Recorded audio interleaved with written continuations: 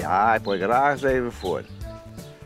Ik ben verleden sneu ben ik 103 jaar. En wat het mooiste is, toen heb ik mijn riemenwiewerker hier van 4 jaar.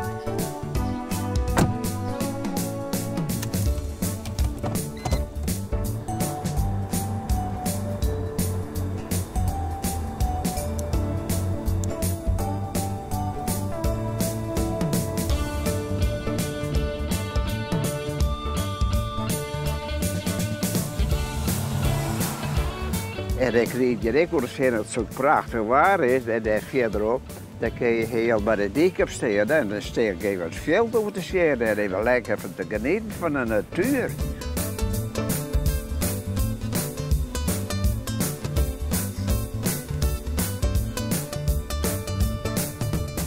Zo de mensen in die stad, die weten dat niet. Die vliegen daar ligt op een brul bij elkaar. Maar hier is zo rustig, ze kunnen je fietsen, ze kunnen autorijden, ze kunnen van de natuur genieten. En daar geniet je ook altijd nog van? Ja, dat lijkt mij wel wat.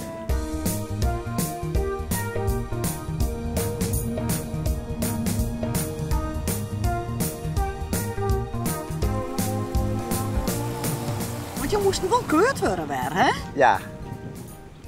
Hoe ging dat? Nou, ik ben eerst, maar die dokter die kwam maar aan toen ik aan de beurt was. Hij hield me de hoorn. Hij zei, nou, jij bent de eerste, niet van 100 jaar wordt, en mij nou nog komt van naar Riemenwezen kun. Nou kreeg je jou het rijbewijs van de burgemeester, hè? Dat komt. Ja, dat schrok ik zo weer een beetje hoor. Ik wist net wel gewoon hier nou. Ik ging er net aan brengen. Maar ik kwam daar, dus die er meer beestjes van de balie. En dus die de burgemeester daar was ik kenning om. Ik dacht, nou die had ergens zin geweest nou. Maar toen kwam er achter de balie bij en toen kreeg ik het rijbewijs van hem. Ja, die was leuk, ja, de beste man is, een leuke man.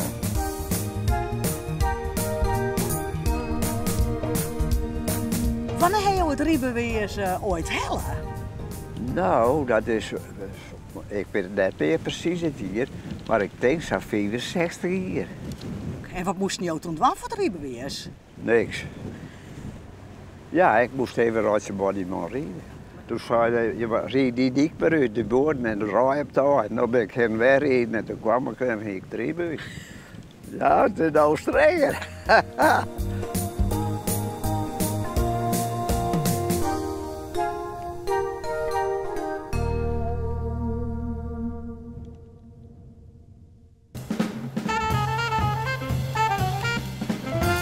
Rustig maar, Branko, ja? Rustig maar, Branko.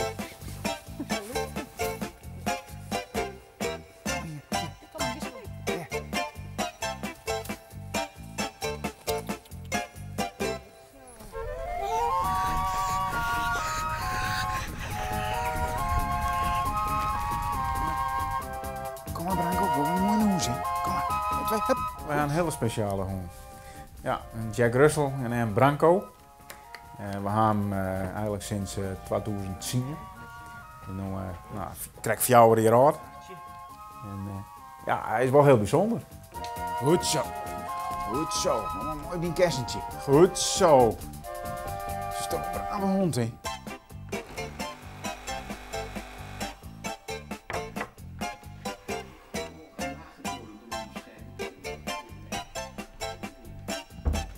Koffie, Cornelis? Oh, lekker. Nee, is niet zo bijzonder. Hij blaft net, maar hij jongt. Bij een bepaalde type gloeden wil hij mij doen. Oké. En ik, ja, eigenlijk vanaf zijn eerste jaar is er ja, toch wel heel erg gefocust op een bepaald programma van Omroep Friesland. Nou, dat is toevallig dat wij hier binnen. Ja, dat is heel toevallig. Maar ja, goed, zoals wij zeggen, onze Branko, de grote hoen, grut, Jack Russell is net grut. Maar wel heel apart dat er dit doet. En ja, hij, als ik het heel eerlijk zeg, hij is wel een hele grote fan van Heer.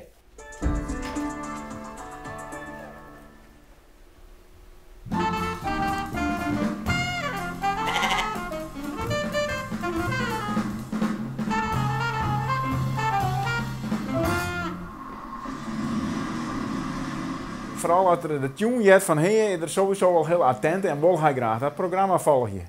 Wij dachten eerst van, nou ja, dat zal één keer hadden dat in. En denken van, nou, dat zal wel één keer en dan is het gebeurd. Maar dat bleef net bij één keer. Dat waren wel twee, dat waren op een gegeven moment wel, nou, elke dag. Dus het was verbaasd dus een beetje. Totdat we nou 4 jaar verder binnen en meneer is nog nooit weggestopt. Meneer wordt altijd beheer, daar moet meneer Nation net missen. En het allermooiste is nog, aan het einde van bij het item Samen een moment, nou, dan begint er. Dan wordt er mee met letten en dan begint meneer te jongen.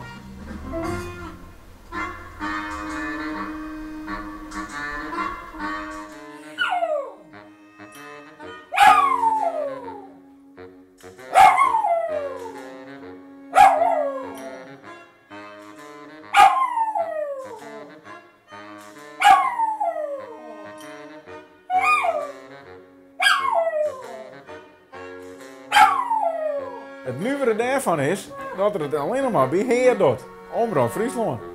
Het is zelfs zo, als wij bijvoorbeeld boven binnen, we hadden net in de gaten en de televisie stiet nog in de herhaling van hij komt. Dan doet meneer het uit hemzelf. Dus ik had er hier alleen nog in de kamer is dat het.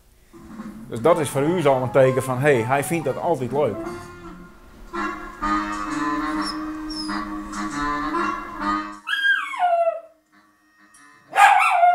Dus je gaan een heer-fan op jouw poorten in huis. Wij gaan een hele bijzondere heer-fan.